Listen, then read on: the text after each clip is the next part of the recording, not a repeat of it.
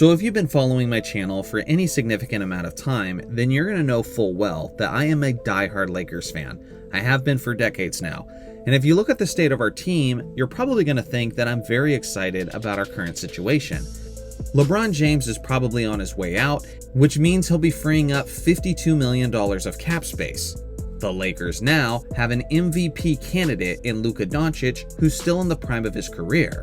And what we got in Austin Reeves was a surprising star that no one expected to be as good as he currently is.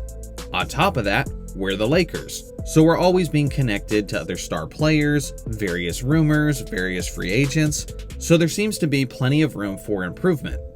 And all of that is capped off by the fact that we have a new owner who's displayed many times before that he's willing to spend, as Mark Walter not only owns the Los Angeles Lakers, but he's the owner of the Los Angeles Dodgers, who has paid their way in the MLB to be back-to-back World Series champs.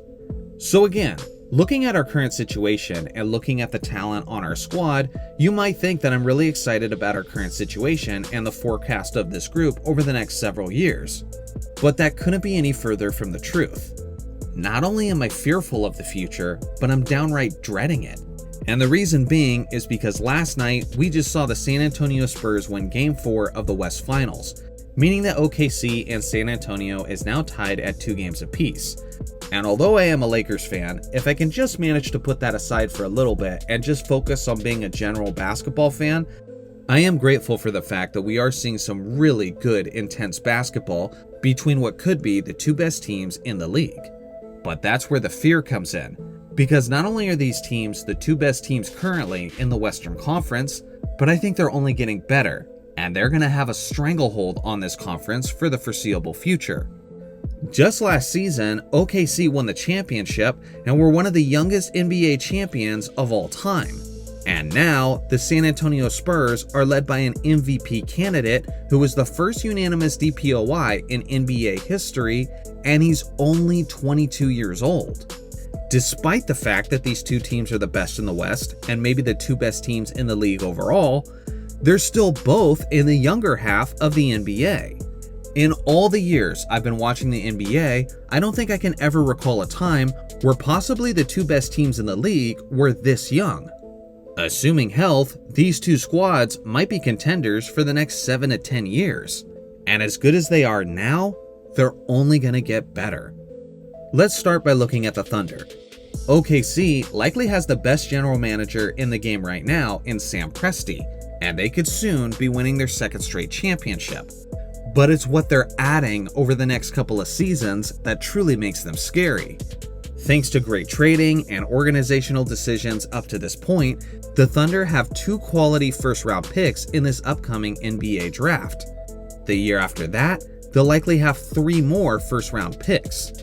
So to recap, not only is OKC young, not only do they have the reigning MVP, not only are they extremely deep with 2-way players, but they also have a ton of assets to either keep bringing in young stars or to make trades for superstars like Giannis, for example, if he ever becomes truly available.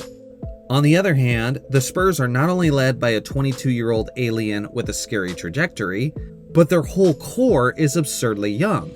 Stephon Castle is 21 years old, Dylan Harper is 20, Devin Vassell is 25. For goodness sake, the oldest player currently in their starting lineup is De'Aaron Fox, and he's only 28. On their entire roster, they only have 4 players in their 30s, and outside of Harrison Barnes, none of them are currently getting any minutes. If they cut loose some of those deadweight veterans, they might even be a younger team next year than they are this year. I can't believe I'm saying this as an old school basketball fan, but if a new super team formed with a collection of superstars to challenge these guys, not only would I be okay with that, but I might even think it's warranted. Imagine Luka Doncic and Nikola Jokic joining forces, simply because they're tired of getting bounced by these younger and far more talented teams in the West playoffs. Maybe Giannis joins Anthony Edwards on the Minnesota Timberwolves. I'm not just talking about a seismic move this offseason, but I'm talking about seismic moves over the course of the next 5 to 7 years. Because I promise you that San Antonio and OKC are going to be elite for every single one of them. So let me make this clear. Although I am a Lakers fan, if you're also a fan of a team in the Western Conference that isn't OKC or San Antonio, I think we're all in the same boat. So now I leave it up to you guys. How should the other teams in the West respond to these two emerging juggernauts? I look forward to hearing your thoughts in the comment section below. Shout out to the members for supporting the channel, and thanks for watching as always. Make sure to like and subscribe for more basketball content, and I'll see you guys in the next video.